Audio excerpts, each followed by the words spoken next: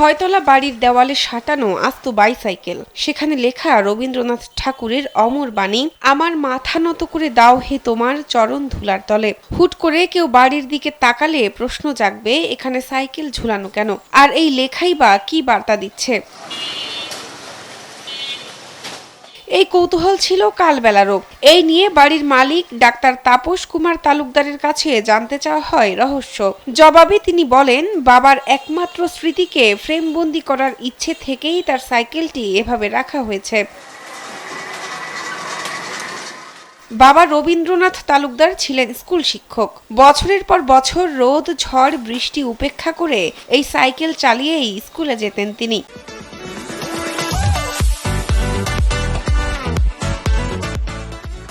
Doctor Tapas পড়তেন একই স্কুলে, তাই বাবার সাথে এই সাইকেলে চড়ে স্কুলে যেতেন।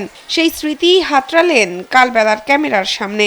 আমার উদ্দেশ্য হচ্ছে আমার বাবার স্মৃতিটা যে আমি ধরে রেখেছি এটা সবাই দেখবে, এবং যারাই পথচারী দেখবে, আমার কল্পনা হচ্ছে যে তাদের মনেও তাদের বাবার চিন্তাটা তাদের মনেও জাগুক, সেই বাবা বেঁচে থাকুক বা বিগত হন না কেন, সেই সন্তানের মনে তার বাবার সম্বন্ধে একটা ধারণা হবে।